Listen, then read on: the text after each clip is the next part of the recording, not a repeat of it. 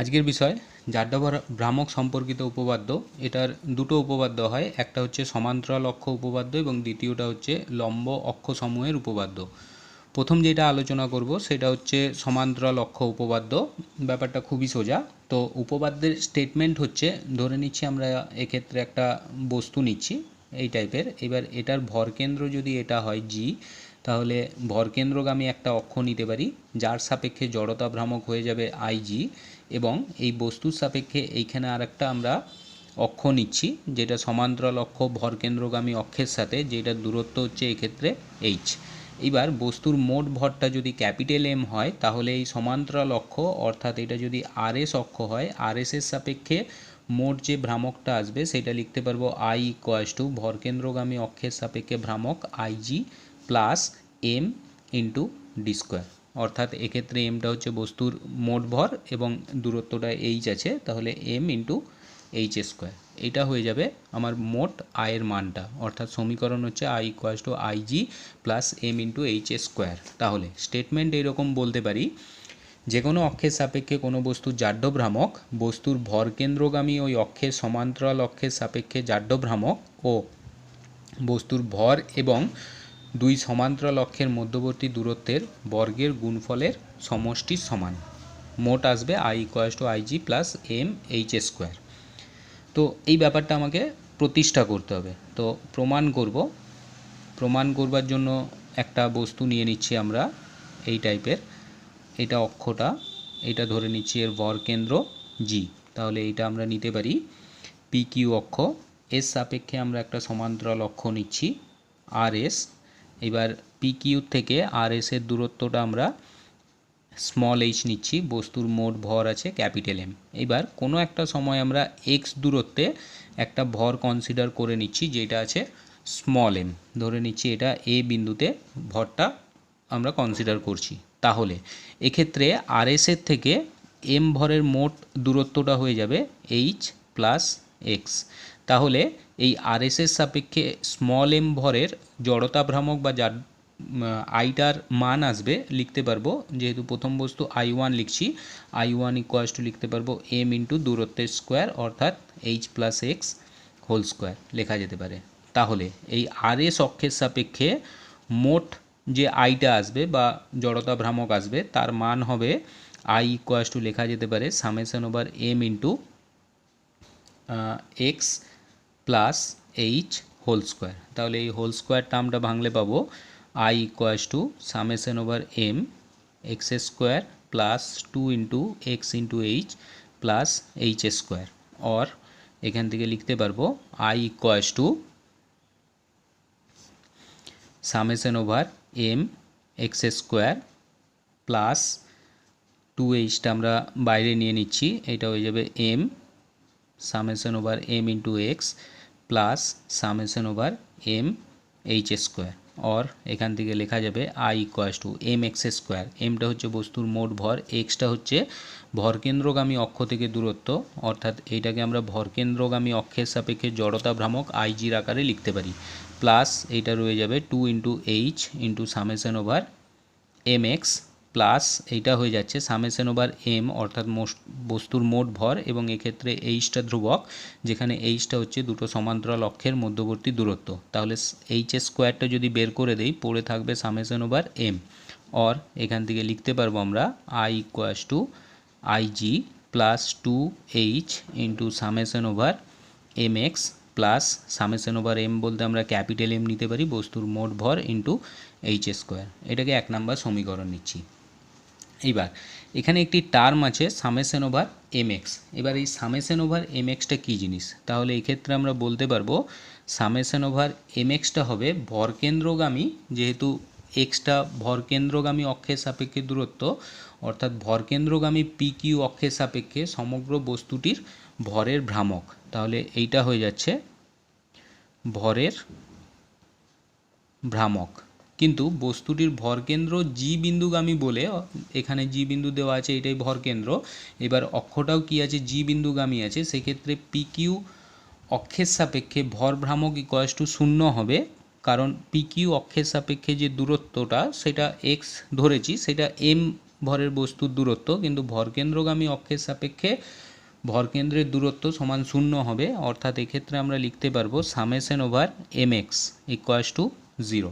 যেহেতু summation over M x 0, তাই এই মিডিল টার্মটা 0 হয়ে যাচ্ছে। সেক্ষেত্রে আমরা 1 নম্বর সমীকরণটাকে লিখতে পারবো I equals to I G plus M into H square. এইটা হয়ে যাবে সমান্তরাল অক্ষ উপপাদ্য। তাহলে এই সমান্তরাল অক্ষ উপপাদ্যের যদি একটা আমরা এক্সাম্পল নিই, এক্সাম্পলের জন্য আমরা নিতে পারি সুষম দণ্ড নিচ্ছি। তাহলে ছবিটা যদি দেখাই, ধরে নিচ্ছি এই টাইপের একটি দণ্ড আছে। এবার দণ্ডের পুরো দৈর্ঘ্যটা আমরা নিতে পারি, এটা এইখান থেকে এটা পুরো দৈর্ঘ্যটা ধরে নিচ্ছি এল। এবার এটার ভরকেন্দ্র যদি এটা হয়, তাহলে এই বিন্দু অর্থাৎ এই জি বিন্দুর সাপেক্ষে একটা অক্ষ নিচ্ছি। তাহলে এর সাপেক্ষে এর ভ্রামকটা হয়ে যাবে আইজি। ক্যালকুলেশন করে দেখা যায় যে ভরকেন্দ্রের সাপেক্ষে এই দণ্ডের জড়তা ভ্রামক হয় I G equals to 1/12 into M L square. এটা হয় এর জড়তা ভ্রামকের মান।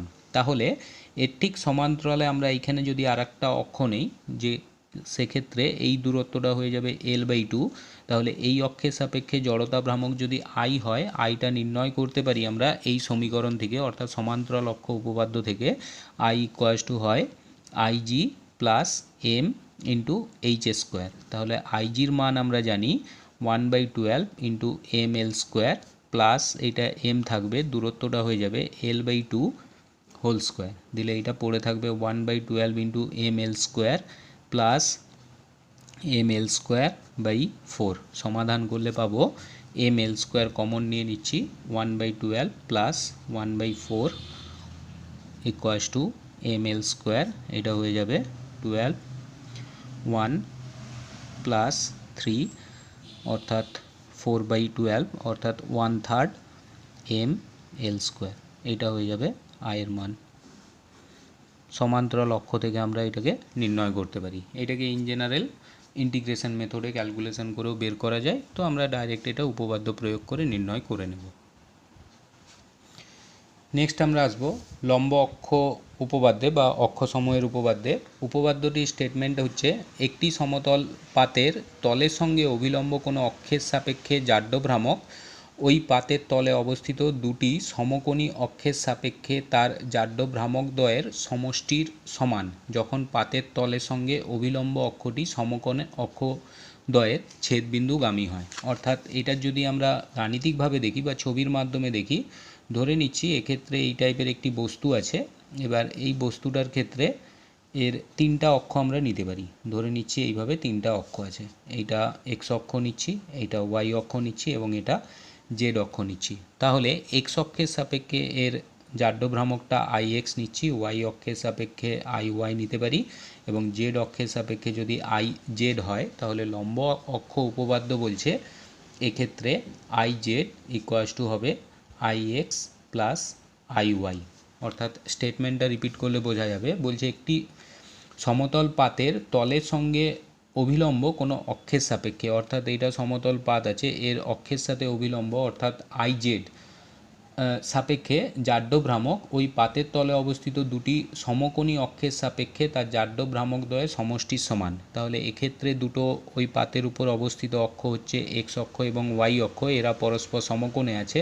তাহলে এদের সাপেক্ষে যে জাড্য ভ্রামক হবে অর্থাৎ আই এক্স এবং আই ওয়াই, এদের সমষ্টির সাথে কী হবে, ওটা সমান হবে। অর্থাৎ লম্ব অক্ষ উপপাদ্য আমরা নিতে পারি I Z equals to I X plus I Y. তো এটা এবার আমরা প্রমাণ করতে পারি।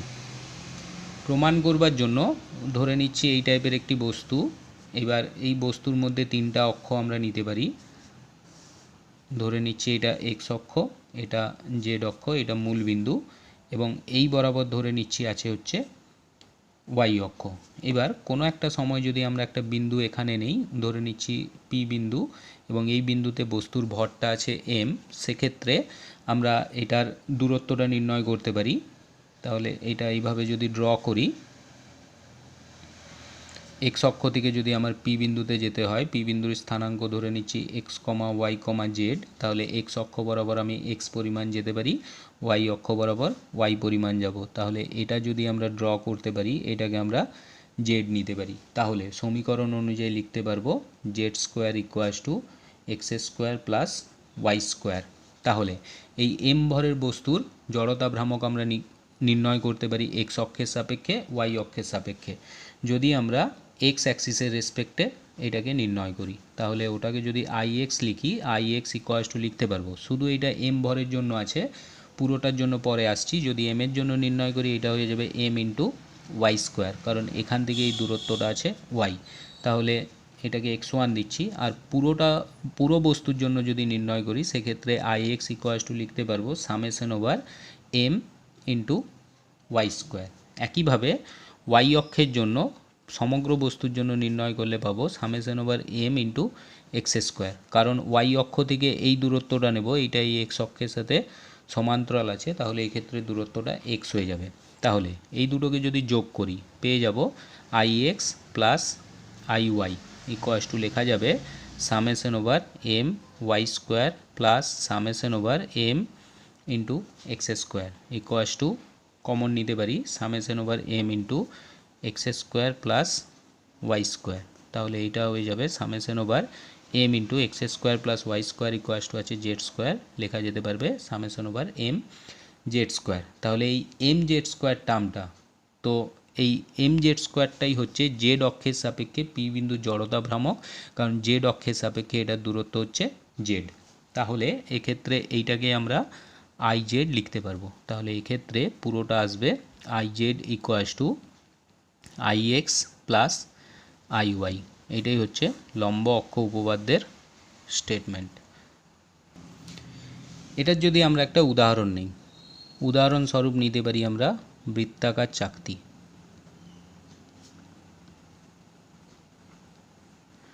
তো ধরে নিচ্ছি এটি একটি বৃত্তাকার চাকতি আছে, তাহলে এই চাকতির সাপেক্ষে এটা আমরা এর ভরকেন্দ্রগামী অক্ষ নিতে পারি।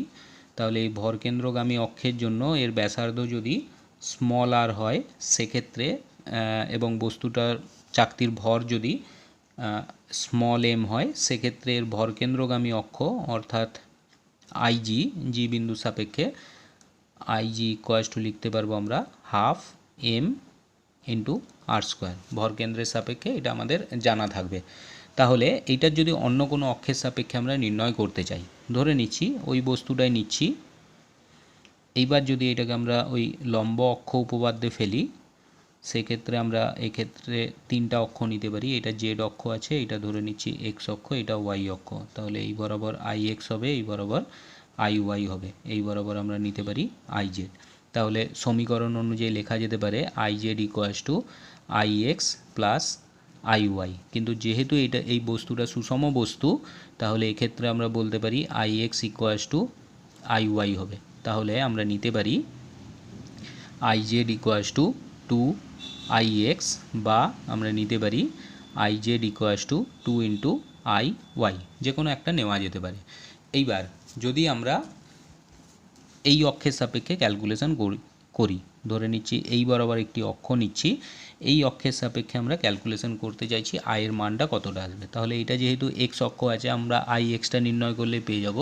তাহলে এই সমীকরণ থেকে নিতে পারবো I X equals to I Z by two. তাহলে মান বসালে পাবো I X equals to I জেডটাই এক্ষেত্রে যেহেতু এই অক্ষটা অর্থাৎ ভরকেন্দ্রগামী অক্ষ, তাহলে ভরকেন্দ্রগামী অক্ষের জন্য এর মান হয় half into M R square.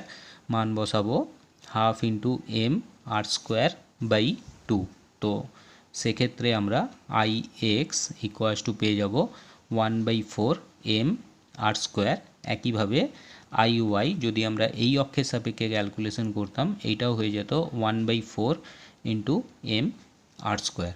এইভাবে আমরা লম্ব অক্ষ উপপাদ্য প্রয়োগ করে বিভিন্ন অক্ষের জন্য যেগুলো লম্ব থাকবে পরস্পর, তাদের জন্য আমরা আয়ের মানটা নির্ণয় করতে পারি।